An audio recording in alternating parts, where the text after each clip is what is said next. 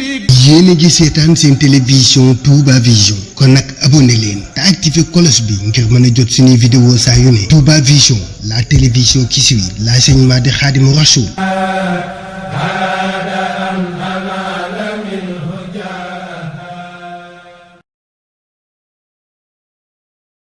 مولى وأن خير خلقي عليه السلام من لوؤت بالسفر صلاة وتسليم مع البسر سرمدا على من بمكسيم الأمن والبشر فراري بالمختار من قبل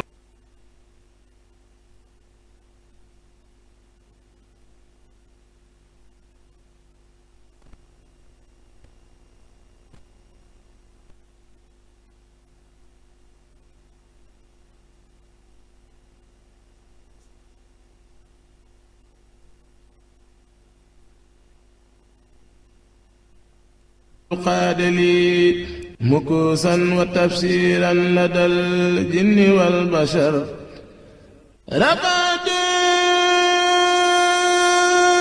شكورا بعد هند مقلد لباق ما در الذي هذا غدر صلاة الذي أنو أبدا لوبي على من بي لي خاد سوا بلا كدر فساة خير الخلق أبدا قصائدي وكوني بها عبدا قديما له سهر أعوذ بالله السميع العليم الباقي القديم من الشيطان الرجيم السلام عليكم ورحمة الله تعالى وبركاته mbokk julli yi mbokk taalibe yi comme niñ koy faral defee ci waxtu yu mel nii fii ci maktabatu Cheikhul Khadim daaray kaamil tey ñu ñëwaat dalal gan gu am solo tey nag waxtaan wi dañ koy def ci la langue de Molière.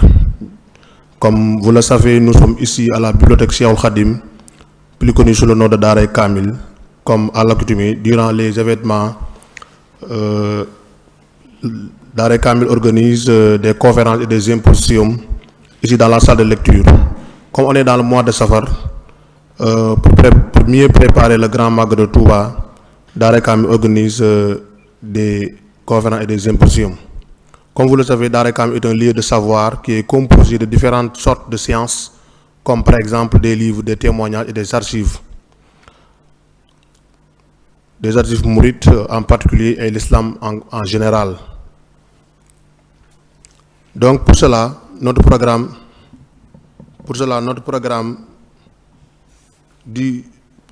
a débuté donc du 2 Safar jusqu'à le 15 Safar. Donc aujourd'hui, nous avons comme invité Abdoulaye Fahmi, un éminent conférencier, un écrivain, un traducteur, qui va nous traiter aujourd'hui donc les secrets du Magal. Mais avant de lui donner la parole, je vais faire ce qu'on appelle la présentation du conférencier. Donc Abdoulaye Fahmi est un doctorant en religion comparée à l'université Sorbonne Paris 4, spécialisé en théologie et en suivisme. Donc il est mouride depuis 1997 lors de sa rencontre avec Serigne Saliou Mbacké, qui était donc khalife général du Mouride. Il est écrivain, il est traducteur, il a publié beaucoup de livres. On pouvait citer par exemple Massalikul Jinan qui est écrit par Cheikhul Khadim. Donc ce monsieur-là, Abdoulaye Fahmi, a traduit en français. Donc il a aussi publié donc biographie de Khadim Rassoul, Cheikh Ahmadou Bamba, en joyau de la sainteté. Donc Abdoulaye Fahmi a publié encore une traduction de Irwa Nadim de Seigne Mohamed Lop Dagana, Seigne Mohamed Lamine Diop Dagana. Il a traduit ce livre qui est donc connu sous le nom de Irwa Nadim. Il a traduit donc ce livre en français. Il est en cours de la publication, traduction en français par Mouaïboul Khoudous. Il est actuellement en train donc de traduire Mouaïboul Khoudous en français qui est en cours. Peut-être les jours qui vont venir, donc il pouvait sortir donc ce recueil-là. Il a aussi traduit donc Minanul Baaxil Khadim de Seigne Mouhamadoul Bachir Mbacké, fils de Cheikhul Khadim. Comme nous le savons encore, Abdoulaye Fahmi nous va traiter donc ce thème qui est donc le secret du Magal. Donc sans plus tarder, pour profiter donc du temps, puisque donc nous avons pas largement de temps, je vais lui donner la parole donc pour commencer donc la conférence. Donc, Monsieur Abdoulaye Fahmi, vous avez la parole. Assalamu alaikum wa rahmatullahi wa barakatuh. Bismillahir Rahmanir Rahim. Salatu wassalamu ala Sayyidina Muhammadin wa ala alihi wa sahbihi ajma'in. Nous sommes à la veille du Magal. Ce sera dans une semaine, un peu plus d'une semaine.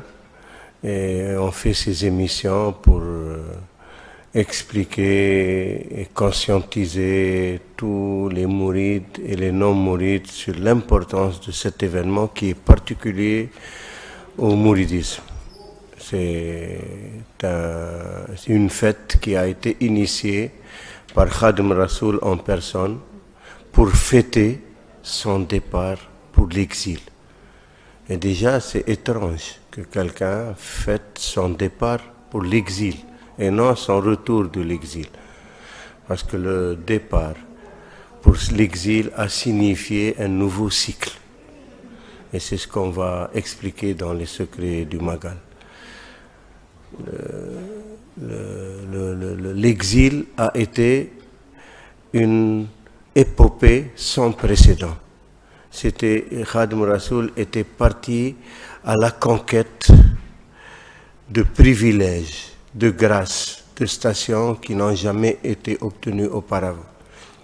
Il dit lui-même: Sababu ghaibati anna Allah arada an anala minhu jaha wa an akuna shafi'an li qawmi wa an akuna khadiman fi ad-dawmi.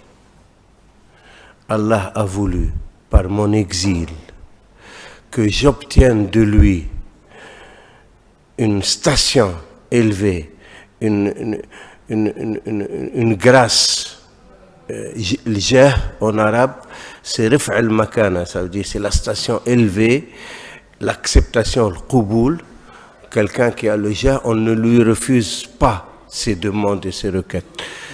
Donc, arada an anala minhu jah, qu'il obtienne une station élevée et qui lui permet d'obtenir tout ce qu'il demande auprès d'Allah.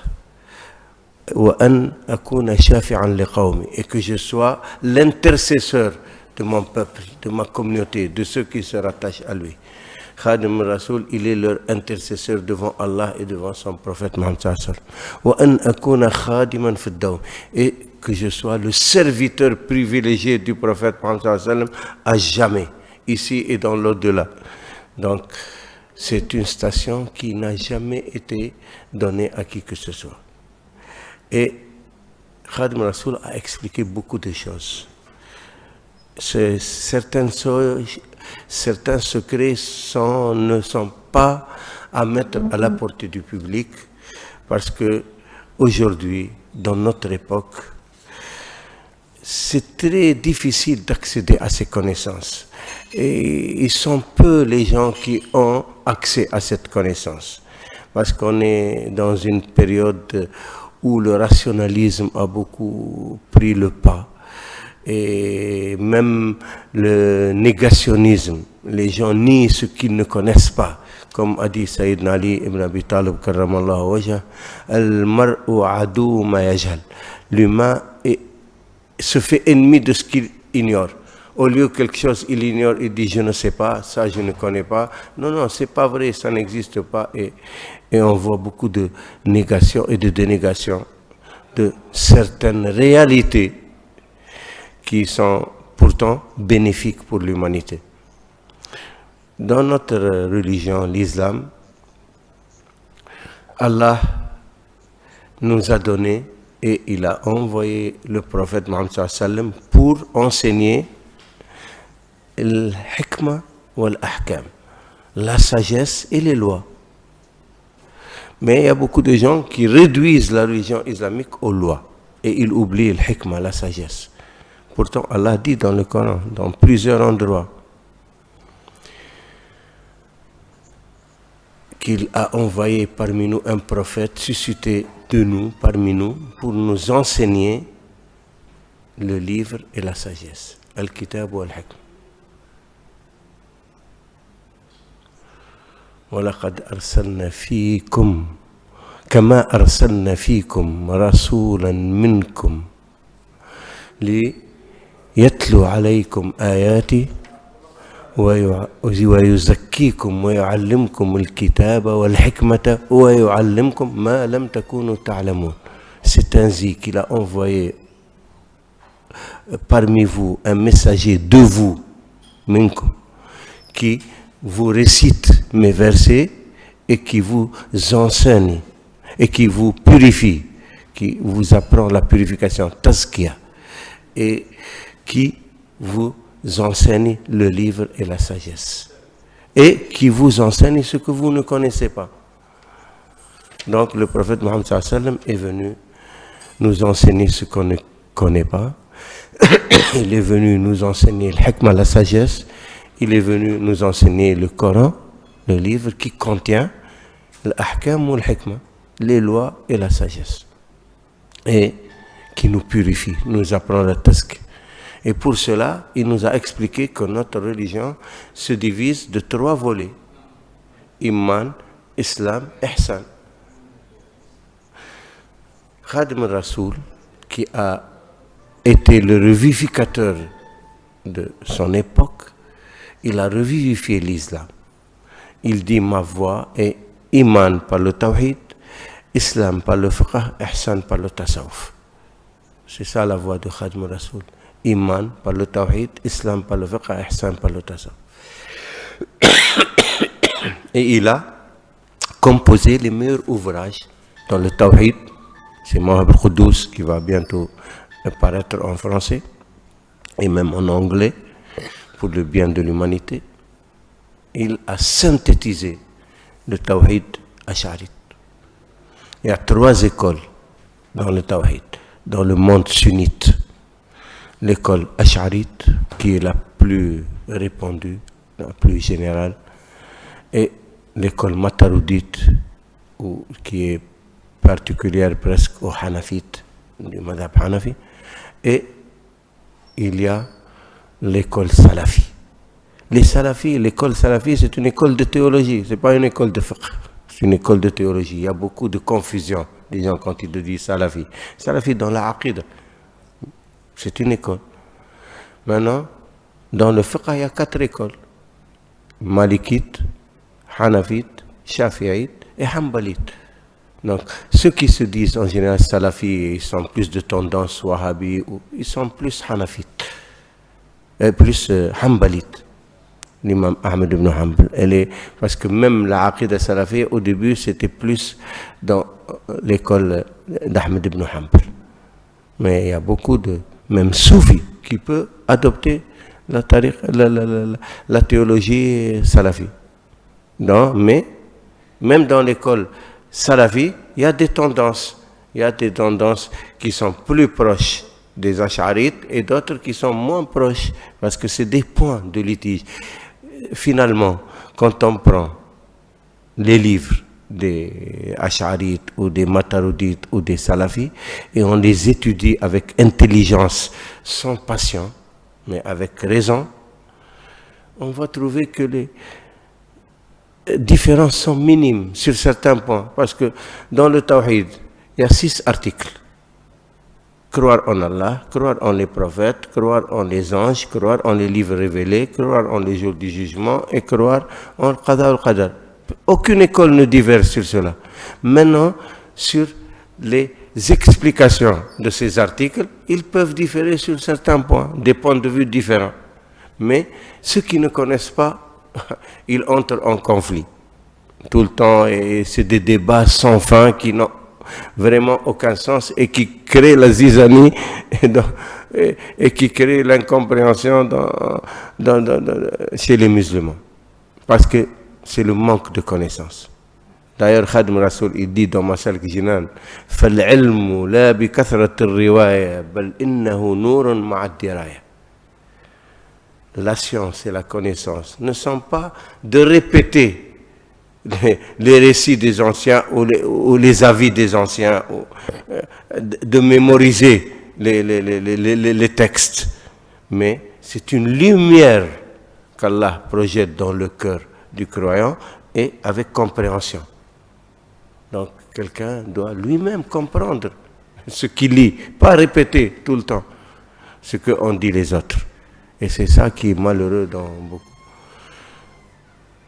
C'est une introduction pour comprendre un peu ce que ça veut dire une fête religieuse. Nous, on parle du Magal particulièrement. Donc, les musulmans ont deux fêtes, Eid Kabir et Eid Saghir, que les Wolofs appellent Tabaski et Korité. L'Eid Kabir, c'est la Tabaski, l'Eid Saghir, c'est la Korité. Tous les musulmans ont deux fêtes. Maintenant, les soufis, parce que, comme on a dit, il y a une école de théologie, Tawhid, l'Aqida, école de Fiqh, et puis il y a les écoles du Tasawuf, parce que la science de l'Ihsan, le troisième volet, on a dit Iman, Islam, Ihsan, le troisième volet, Ihsan, la science c'est le Tasawuf. C'est une science, et c'est une pratique, c'est un vécu. Le Tasawuf, il y a plusieurs tariqas. Les tariqas, c'est des écoles dans le Tasawuf. Donc il y a plusieurs tariqas. Dans chaque pays, avec sa culture et tout, il y a des saints qui ont été choisis par Allah et qui sont arrivés à la station de Qutb et qui, maintenant, le prophète Mohammed sallallahu alayhi wa sallam leur donne l'autorisation de fonder une tariqa. Personne ne peut fonder une tariqa de lui-même. Ça n'a pas de sens. Il ne peut amener les gens nulle part. Comme a dit Khadim Rasoul, Man ta'allaqa biwasilin wasal wa man ta'allaqa bi'aksin fasal. Celui qui s'attache à quelqu'un qui a accédé à la proximité divine, il va accéder. Et celui qui s'attache à quelqu'un qui n'est pas arrivé, il n'arrivera pas. Donc, eux, ils sont arrivés à la proximité divine, ils ont eu l'agrément d'Allah et du prophète Mohammed sallallahu alayhi wa sallam, et le prophète Mohammed sallallahu alayhi wa sallam lui a confié une partie de sa communauté. C'est ça la tariq. C'est une partie de la communauté musulmane que le prophète Mohammed sallallahu alayhi wa sallam a confié à l'un des élus de Awliya Allah, qui a atteint la proximité divine et qui a eu l'agrément d'Allah et de son prophète, et Allah et son prophète Mohammed sallallahu alayhi wa sallam lui font confiance pour guider les disciples vers lui. Non? Et pour cela aussi, ils obtiennent des privilèges et des grâces dont ils peuvent faire bénéficier leurs disciples. C'est pour ça, dans chaque tariqa, tu vas trouver des secrets. Il leur dit, si vous faites ceci, vous allez obtenir ceci, vous allez obtenir cela, et pas de lui-même. C'est Allah qui lui a notifié, c'est des notifications, tarifs. Donc c'est pour aider les humains, c'est une miséricorde, c'est des portes de la miséricorde divine qu'Allah a donné aux croyants pour pouvoir être sauvés des griffes de Satan. Donc les awliya, ils sont là pour arracher les gens des griffes de Satan et les amener vers leur Seigneur et vers leur prophète Mohammed sallallahu alayhi wa sallam. C'est des substituts du prophète Mohammed sallallahu alayhi wa sallam. Donc voilà les secrets de la tariqa. Khadim Rasoul, sa voix, la Mouridiyya, il l'a fondée par l'injonction du prophète Mohammed sallallahu alayhi wa sallam, qui lui a dit Rabbi ashabaka bil himma wa la turabbihum bid darsi faqat. Dorénavant, éduque tes compagnons par la himma, le passif, la volonté spirituelle. Et ne les éduque pas seulement par l'enseignement. Donc, il faut joindre à l'enseignement didactique le travail, la khidma, la himma, l'engagement spirituel. Le prophète Mohammed sallallahu alayhi wa sallam, il dit dans un hadith, إِذَا تَعَلَّقَتْ هِمَّةُ الْمَرْءِ بِمَا وَرَاءَ الْعَرْشِ لَنَا لَهُ. Si la volonté spirituelle, la himma, le passif de l'être humain s'attache à obtenir, à accéder à ce qui est au-delà du trône, elle y accédera. Qu'est-ce qu'il y a au-delà du trône? Ar-Rahman, ala al-Arsh istawa. Le miséricordieux s'est positionné sur le trône. Donc, pour accéder à la miséricorde divine, c'est des voies de la miséricorde divine qui sont, parce que l'enseignement didactique, l'ilm, il est accessible à qui? Il est accessible à ceux qui parlent la langue arabe. On ne peut pas se prétendre ou penser être un savant dans l'islam si on ne parle pas l'arabe. Le Coran, il est en arabe. Les hadiths, c'est en arabe. Maintenant, si tu fais une traduction, tu réduis le sens à ta compréhension. Parce que la langue arabe est une langue polysémique.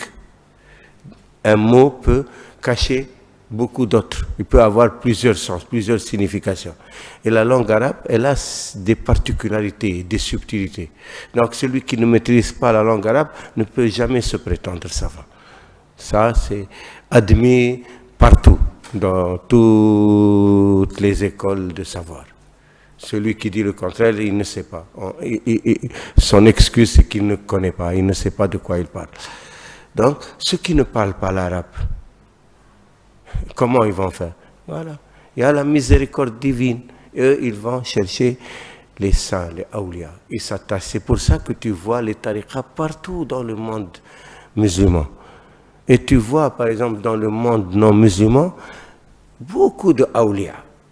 Et même si tu regardes de près et tu observes et tu étudies, tu vas voir que la foi de la majorité des non-arabes est beaucoup plus forte que celle des arabes. Et c'est la vérité. Je suis arabe et je le dis.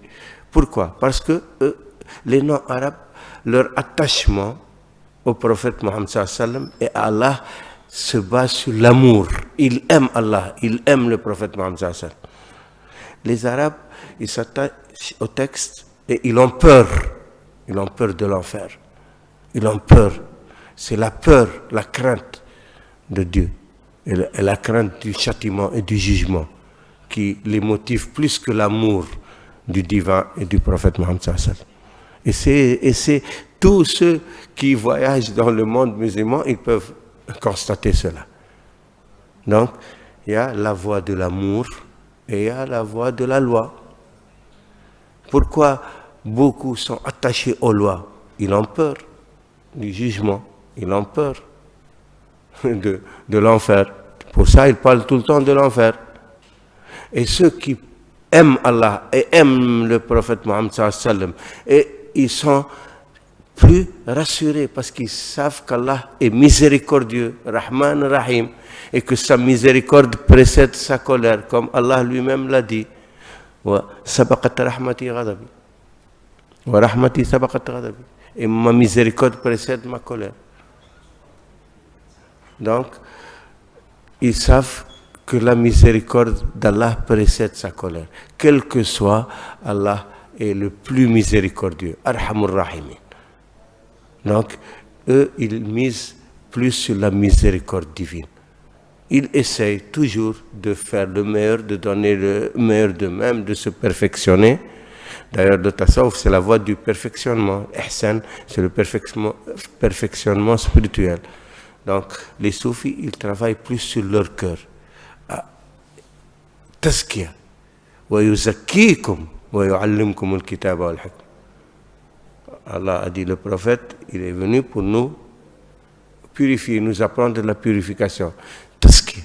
Ça, c'est le secret des soufis, de purifier leur cœur, d'enlever l'avidité, la convoitise, la méchanceté, l'orgueil, la jalousie, l'avarice. Tu vois, tous les défauts, ils essaient de les éliminer. Ils travaillent sur eux-mêmes. Alors que tu vois, des autres, ils travaillent sur les autres. Pourquoi celui-là, il fait ceci? Pourquoi il n'est pas comme ça? Au lieu de s'occuper d'eux-mêmes, de se purifier, ils essayent de... Ils disent au nom du principe Al-Amr bil-Ma'ruf wa-Nahy anil Munkar, ordonner le bien et interdire le mal. Oui, c'est vrai, c'est un principe dans l'islam, mais ce n'est pas donné à n'importe qui d'entrer dans cela. Min husni islamul mar'i tarku ma la ya'ni. Le prophète Mohammed sallallahu alayhi wa sallam a dit, parmi la perfection du musulman, de ne pas se mêler de ce qui ne le regarde pas. Quand d'abord, quelqu'un qui veut faire l'amr bil ma'ruf wa nahy al munkar, ordonner le bien et interdire le mal, il faut qu'il commence par lui-même. Il s'interdit, lui, le mal, et il ordonne le bien à son âme. Après, quand il considère que lui, déjà, il a franchi le pas, il peut aller vers les autres. Tu trouves quelqu'un, à peine il est devenu musulman, ou à peine il a appris quelques minutes du monde de l'islam, et il veut ordonner le bien et interdire le mal. C'est de l'ignorance. Donc, il faut remettre les choses à leur place. C'est ça le hikmah, mettre chaque chose à sa place. C'est ça la sagesse. Et Allah nous a ordonné dans le Coran, ila sabili rabbika bil hikmati wal maw'idati al hasanati wajadilhum billati ahsan. Appelle aux voies de ton Seigneur par la sagesse, le hikmah, et ne fait que de bonnes exhortations en donnant le bon exemple. Tu veux exhorter les autres, faire la da'wa ou par le bon exemple, par la sagesse. Tu dois être sage, savoir ce que tu dis et comment tu le dis, et être un bon exemple de ce que tu prônes. Tu ne peux pas prôner aux gens de faire le bien alors que toi tu ne le fais pas. Tu ne peux pas dire aux gens d'interdire alors que toi tu ne t'interdis pas. Donc il faut donner le bon exemple et savoir parler et savoir présenter les choses.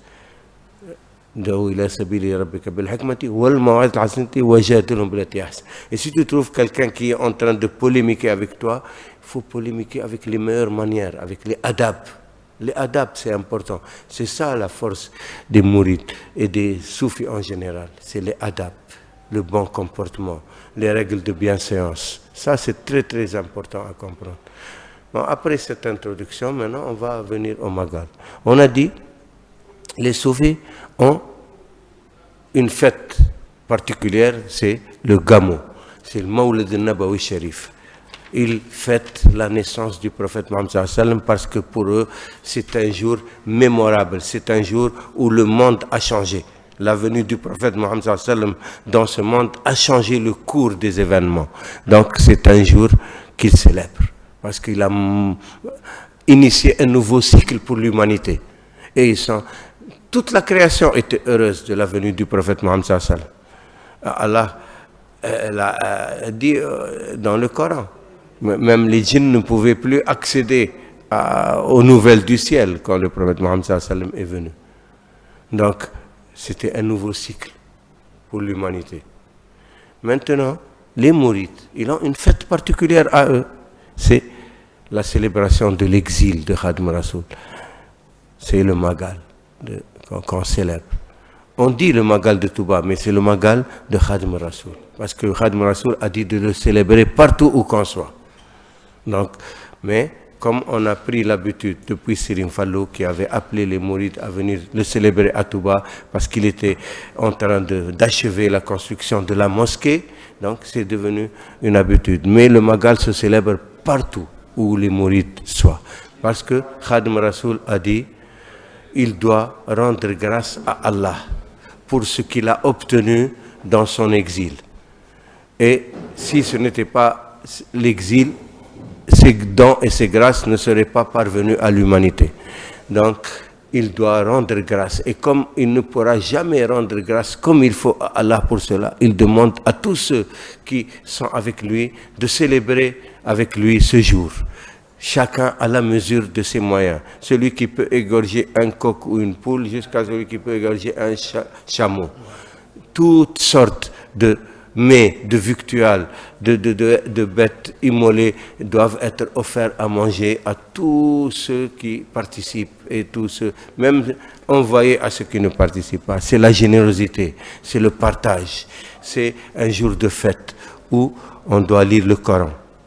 On doit réciter les qasaïd de Serigne Touba. Et le secret des qasaïd de Serigne Touba, il est au-delà de la compréhension parce que c'est des prières sur le prophète Mohammed sallallahu alayhi wa sallam et des louanges et des panégyriques sur le prophète Mohammed sallallahu alayhi wa sallam. Et ça, c'est aussi un grand secret de Khadim Rasoul parce que Khadim Rasoul a répondu à l'injonction divine dans le Coran. إن الله وملائكته يصلون على النبي يا أيها الذين آمنوا صلوا عليه وسلموا تسليما. Allah et ses anges prient sur le prophète. Ô vous qui croyez, priez sur lui et saluez-le les meilleures salutations. Il a dit ô vous qui croyez, donc les croyants, les vrais croyants, pas tout le monde, ceux qui croient vraiment, qui prennent à la lettre ce que dit Allah. Priez sur le prophète Mohammed sallallahu alayhi wa sallam, comme Allah et ses anges prient. Donc, le vrai croyant prie sur le prophète Mohammed. Et les salutations, les meilleures salutations, c'est les panégyriques, c'est les Amdah Nabawi. Donc, Serigne Touba a consacré sa vie à cela, à louer Allah et son prophète Mohammed. Salatu sitta bimadhi sitta ta'tihi batta bila tisai. 6 mois de l'année à prier sur le prophète et 6 mois à rendre grâce à Allah. Donc, toute sa vie a été axée sur cela. C'est pour ça qu'il a obtenu d'Allah et du prophète des grâces sans fin, grâce à ses écrits. Karamati khattu yadi, mes miracles sont mes écrits. Mais ce qu'il a obtenu dans l'exil, ça, c'est pour qu'il soit l'intercesseur de son peuple. Tous ceux qui se rattachent à Khadim Rasoul, on est responsable. Et lui-même l'a dit. Le Seigneur, notre Créateur, m'a accordé la propriété des âmes que m'a confié le prophète élu. Parce que, comme on a dit tout à l'heure, le Qutb qui initie une tariqa, c'est le prophète Mohammed sallallahu alayhi wa sallam qui lui confie une partie de sa communauté. Donc, parce qu'il est le substitut du prophète dans sa communauté. On dit Ash-shaykhu fi qawmihi kan-nabiyyu fi ummati. Le cheikh dans sa communauté est à l'instar du prophète dans la communauté de l'islam. Donc, il représente, c'est un substitut du prophète Mohammed sallallahu alayhi wa sallam. Khadim Rasoul a demandé à Allah que tous ceux qui se rattachent à lui n'entrent jamais en enfer. Allah lui a dit, ils sont ta propriété, tu en fais ce que tu veux. Il les a confiés à Khadim Rasoul. سبب غربتي أن الله أراد أن أنال منه جاه وأن أكون شافعا لقومي وأن أكون خادما في الدوم. Khadim Rasoul, c'est un titre qu'Allah lui a donné. علمني الرحمن في السفينة أنني خديم ذي المدينة. Allah m'a appris dans le navire qui le conduisait vers l'exil qu'il était le serviteur du maître de Médine. Donc, quand il est parti pour l'exil, un nouveau cycle est venu. Khadim, qu'est-ce que ça veut dire, le serviteur du prophète Mohammed sallallahu alayhi wa sallam? Il va prendre en charge la communauté du prophète Mohammed sallallahu alayhi wa sallam. Il est en train de faire tous les sacrifices possibles pour sauver le maximum de la communauté du prophète Mohammed sallallahu alayhi wa sallam. Pour revivifier l'islam et sauver les humains. Il a dit lui-même, si ce n'était pas pour œuvrer pour Allah et servir le prophète Mohammed sallallahu alayhi wa sallam, sur terre, je ne serais pas resté une heure parmi vous. Et Khadim Rasoul n'avait rien à faire avec ce monde. Il mangeait peu, il dormait peu, il s'habillait avec le plus simplement possible. Dans cette vie, il a passé sa vie à vivre les épreuves. On a essayé toute tentative d'assassinat possible. On a essayé de l'empoisonner par le poison. On l'a enterré vivant, on l'a jeté dans un brasier ardent, on l'a mis sous peloton d'exécution, dans une île déserte, dans l'océan, toutes sortes de tentatives ont été. On dit presque 286 tentatives. Yeah. C'est au nombre des versets de Surat al-Baqarah. Dans Surat al-Baqarah, d'ailleurs, il y a beaucoup de secrets, où Allah parle qu'il a envoyé le prophète pour enseigner le Coran et la sagesse, le hikmah. Donc il faut comprendre ce mot de l'hikmah, la sagesse, parce que pour ne pas réduire toute notre religion sur les ahkam, sur les lois. Non, les ahkam, les lois, c'est bien pour la discipline de la communauté. C'est la nomenclature des lois qui fait que les musulmans ont une charia. Mais Allah, il regarde les cœurs. Allah, le prophète Mohammed sallallahu alayhi wa sallam dit, Allah ne contemple pas vos formes, il contemple vos cœurs. Allah lui-même dit dans un hadith qudsi, la tasi'uni samawati wa la ardi wa yasi'uni qalbu abdil mu'min. Ni mes cieux ni ma terre ne peuvent me contenir et peut me contenir le cœur d'un de mes serviteurs fidèles. Allah ne visite un cœur que quand il est propre. Il n'y a rien qui entache l'unicité divine, l'wahdaniyya. Donc, la substance de notre religion, c'est tawhid, c'est l'iman. Avoir la foi en un Dieu unique qui lui seul peut agir dans la création et accepter sa volonté, accepter ses décrets. Quand Allah choisit quelqu'un et il veut par lui sauver les humains, on doit être heureux et rendre grâce à Allah qu'il nous donne des êtres qu'il élu, qu'il choisit pour sauver les humains. Et on doit vénérer ces personnes qui sont venues en ce monde pour remplir leur mission de sauver les humains. Parce qu'Allah aime les humains, sinon il les aurait pas créés. Allah nous a créés par amour, sans nulle nécessité. Allah n'a besoin de quoi que ce soit, mais par amour. Il a aimé se faire connaître. Allah voulait se faire connaître par qui?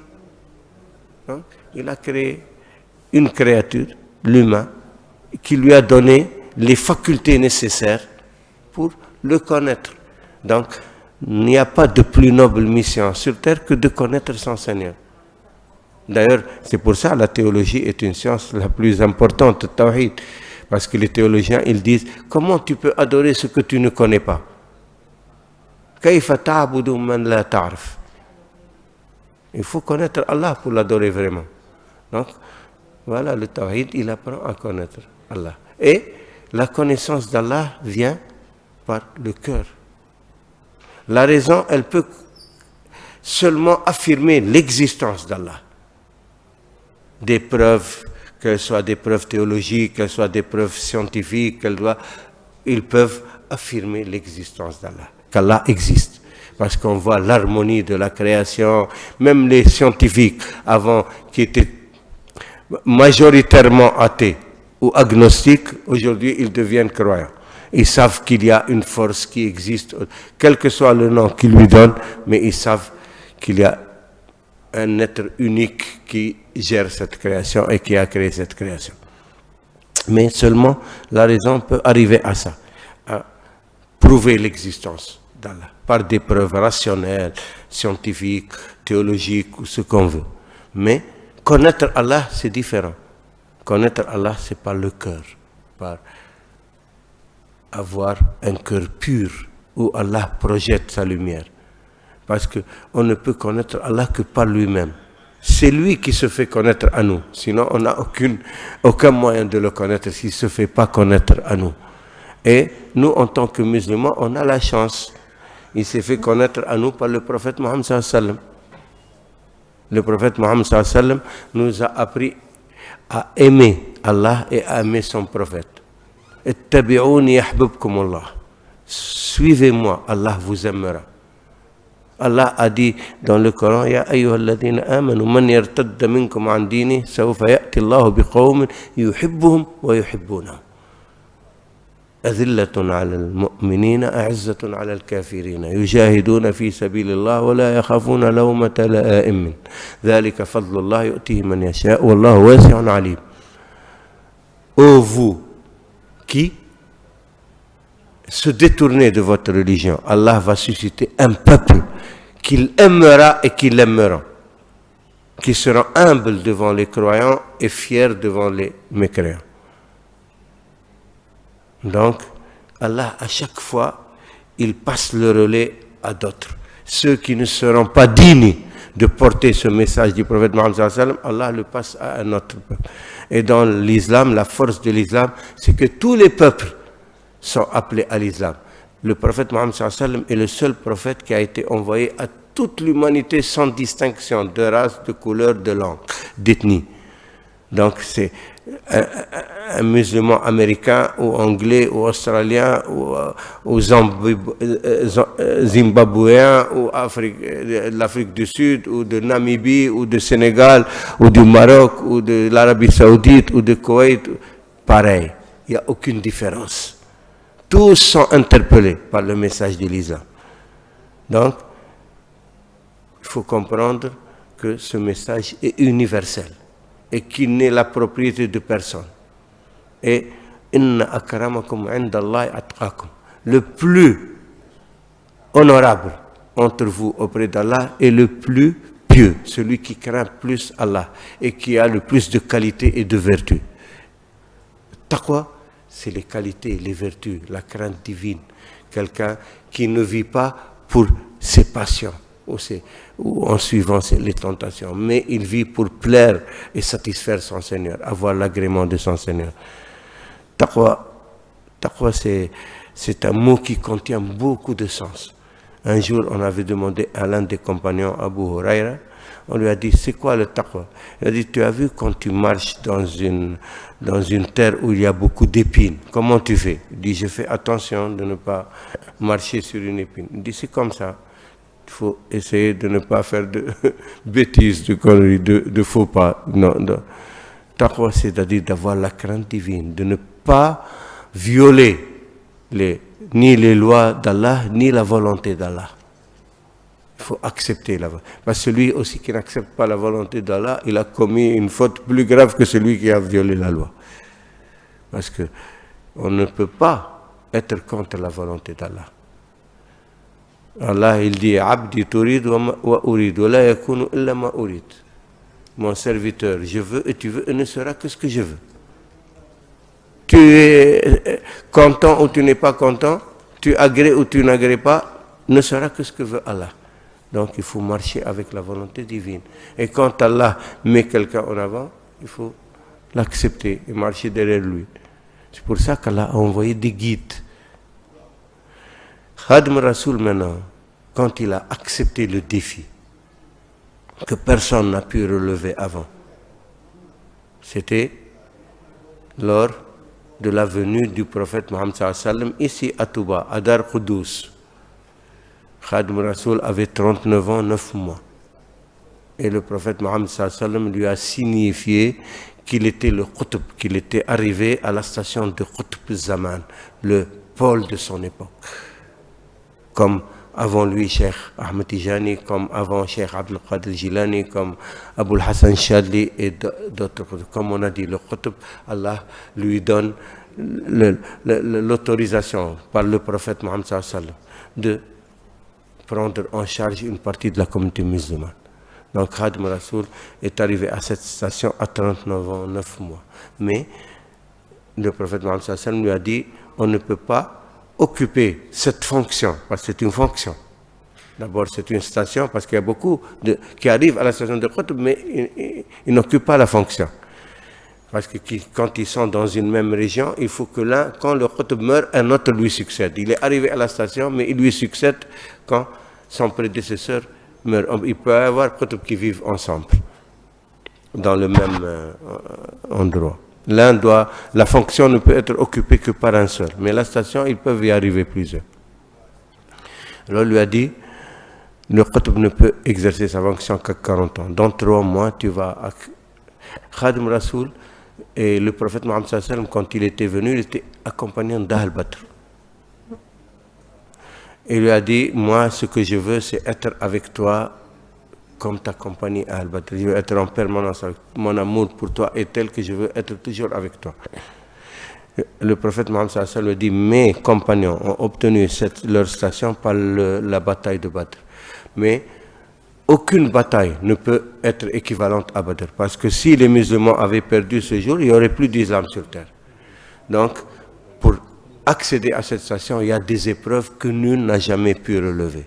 Parce que celui qui postule à cela, il se porte candidat et il entre dans les épreuves et puis il faillit ou il demande à Allah de le secourir, il ne peut plus, il va perdre ce qu'il a acquis auparavant.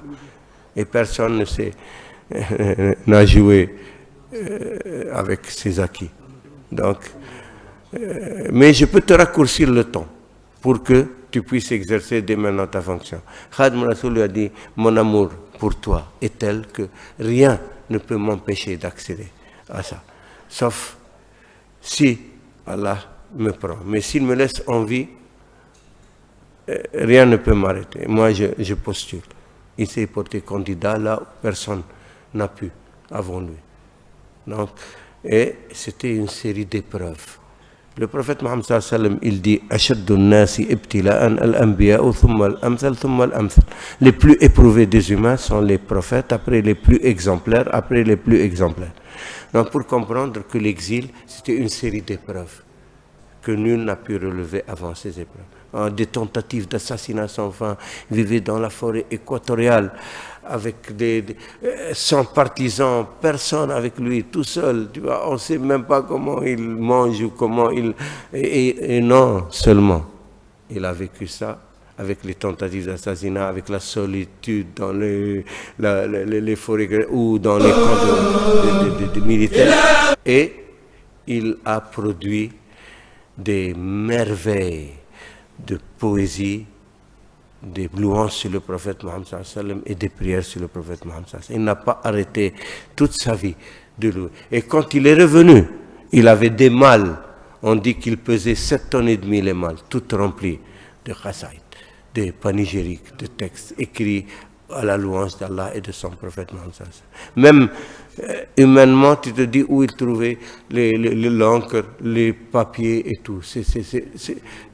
La vie de Khadim Rassoul sont des miracles sans fin. Et celui qui lit ses écrits, on n'a pas besoin de lui dire quoi que ce soit. Karamati khatou yadi, mes miracles sont mes écrits. Donc tous ceux qui maîtrisent la langue arabe, quand ils lisent les écrits de Khadim Rassoul, ils disent Amol Moram. Khadim Rassoul n'a pas d'égal. D'abord les savants mauritaniens, ils sont unanimes. Parce que eux, c'est les meilleurs dans la langue arabe. Il n'y a pas de plus savants que les Mauritaniens dans la langue arabe. Donc, ils disent A'yal wara fahmu ma li shaykh min madadin law kana yufhamu ma'nahu la fahimna. Notre intelligence s'est épuisée à connaître d'où Khadim Rassoul tire son inspiration. Si c'était humainement possible, nous, on l'aurait connu. Il était plus qualifié que n'importe qui. Et jusqu'à aujourd'hui, il y a l'unanimité, consensus total sur le cas de Khadim Rassoul. Tout le monde reconnaît sa sainteté, sa préexcellence dans toutes les sciences de l'islam. Ils sont unanimes sur cela. Même le plus savant des salafis de notre époque en Mauritanie, Cheikh Bouddha Boussaïri, qui était l'imam de Chankri, de Nouakchott, qui est très connu. Lui-même était salafi, mais il disait le saint le plus proche de mon cœur, c'est Khadim Rassoul. Il a dit ce que Khadim Rassoul a obtenu dans notre pays, nul ne l'a obtenu. Le consensus qu'il a obtenu est la chose la plus difficile. Le consensus est la chose la plus difficile à obtenir en toute époque et en tout lieu. Mais il a dit surtout dans notre pays. Parce que toujours il y a des détracteurs. Chaque saint, chaque savant a eu des détracteurs, des controverses. Mais Khadim Rassoul, jamais. Tout le monde est unanime sur son cas. Il dit c'est un cas exceptionnel. Au-delà de notre entendement. Il dépasse la compréhension et l'entendement des humains. Ils sont unanimes sur cela.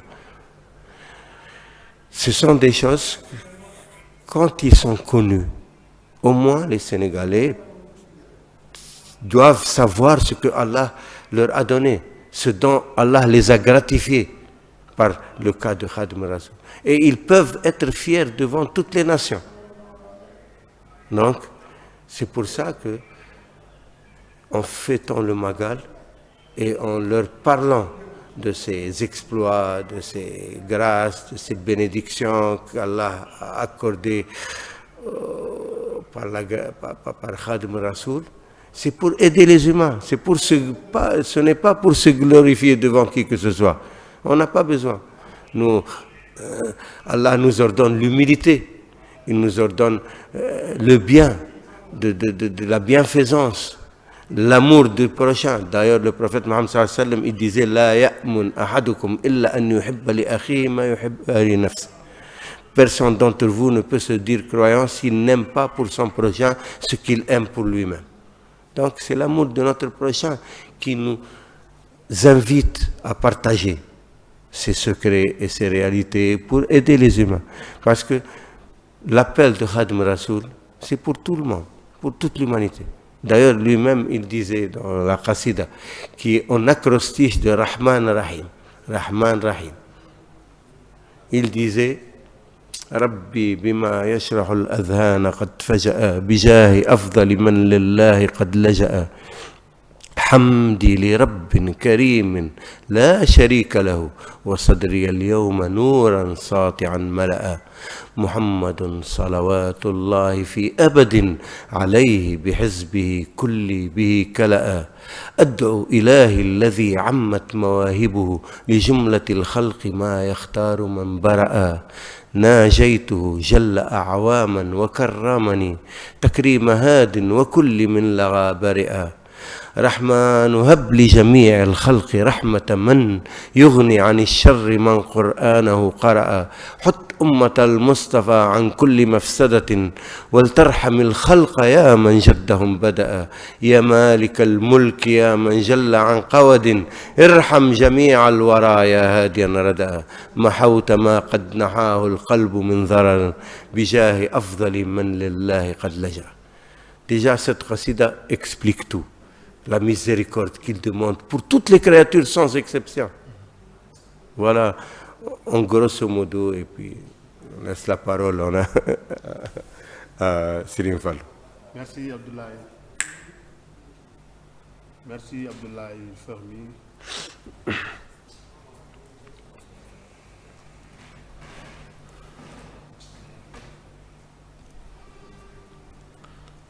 Merci Monsieur Abdoulaye Fahmi pour la belle conférence que vous venez de dérouler. Vraiment, nous avons une grande satisfaction pour la conférence, vraiment. Donc, sans plus tarder, on va essayer donc de faire donc quelques résumés. Il a procédé donc la conférence comme suit. Il a fait donc une grande introduction très large sur la vie de Cheikh Al-Khadim. Ensuite, nous a parlé donc du Magal, qui est donc un terme olof qui signifie donc rendre hommage, célébrer, magnifier le grand, magnifier. Donc le grand Magal consiste donc à rendre grâce à Dieu. Donc vraiment, nous avons donc aujourd'hui donc un thème très important qui vous rappelle donc les secrets du Magal. Par contre, je terminerai mon allocution en réitérant mes sincères remerciements à l'endroit de M. Abdoulaye Fahmi, qui est donc un grand conférencier, un traducteur, comme je vous disais tout à l'heure lors de notre début. Donc, nous tenons donc à remercier le conférencier Abdoulaye Fahmi, qui a répondu à notre invitation, malgré un emploi de temps très chargé. Merci pour leur implication dans nos conférences. Donc, sans Abdoulaye Fahmi, cette journée n'aura pas eu donc aujourd'hui. Donc, pour vous rappeler, donc demain, Inch'Allah Rabbi Ta'ala, nous avons comme thème le Magal de Touba, une aubaine pour le développement de la ville sainte de Touba. Donc, nous avons donc comme conférencier Cheikh Mbacké Seck. Donc, le modérateur sera donc Serigne Cheikh Le Talib. Nous avons donc comme invité encore l'association donc Diwan Tawfekh qui demain donc sera notre parrain donc de cette conférence. Donc, je vous remercie donc pour la prochaine fois. Et sans plus tarder, nous avons donc à l'honneur de remercier donc tous ceux qui sont donc en train de suivre la conférence à travers les réseaux sociaux. Donc, Adam Inch'Allah, donc merci encore une fois à M. Abdoulaye Fahmi. Nous sommes très satisfaction. Nous avons une satisfaction. Donc, je vous souhaite donc une longue vie et que Dieu exauce vos prières. Donc, Adam Inch'Allah, merci beaucoup. Je voudrais finir par rendre hommage à Serigne Mountakha Mbacké. Yalla na fi gloire, tu vois. Amin, amin. Serigne Mountakha est en train de donner une impulsion extraordinaire au mouridisme en poussant les jeunes à apprendre l'enseignement de Khadim Rassoul et l'enseignement islamique. Il a fondé une université qu'il veut qu'elle rivalise avec l'université de Madine, Azhar, Qarawin et Zaytouna. Il veut que le mouride soit un modèle parmi les musulmans. Donc il encourage et puis il est sur tous les fronts. Et vraiment, ce qu'il fait pour le pays, et pour tous les Sénégalais doivent chaque jour dire c'est Mountakha Yalla na fi gloire. Amin, amin. Amin. Okay, merci beaucoup, M. Abdoulaye Fahmi.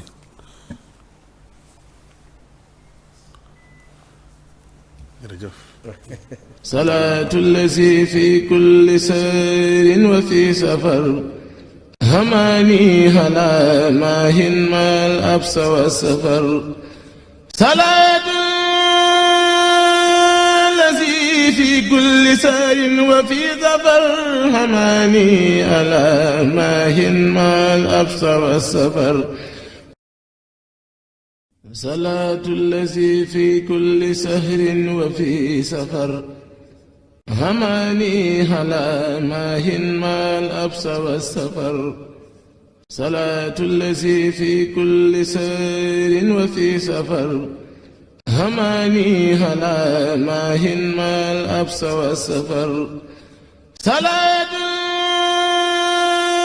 الذي في كل سار وفي ظفر هماني ألا ماهن ما الأبس والسفر فلاهي بكوني عبد ربي خديمه عجيب به لي جاد مؤن عن النفر هديت عن المولى وعن خير خلقي عليه السلام من لوؤت بالسفر صلاة وتسليم مع البيس سرمدا على من بي مكسيم الأمن والبشر فراري بالمختار من قبل قاد لي مكوسا وتفسيرا لدى الجن والبشر رفعت شكورا بعد هند مقلد لباق ما در الذي هذا غدر صلاة الذي أنو أبدا لوبي على من بي لي خاد سوا بلا كدر فساة خير الخلق أبدا قصائدي وكوني بها عبدا خديما له سهر ربيت ربا لم يكن قط مثله بفضل الذي كوني حبيبا له استهر صلاة الذي لي خاد كوني خليله على من بي لطيب البدو والخدر فتوهات رب العرش أنقذ مائبي بجاه الذي باهت بي من ألو مدر رباي في إخدام خير الورى بدا وفي كل شهر زيد ربه yéen a ngi seetaan seen télévision Touba Vision kon nag abonné leen te activé cloche bi ngir mën a jot suñuy vidéo saa yu ne Touba Vision la télévision qui suit l'enseignement de Khadimou Rassoul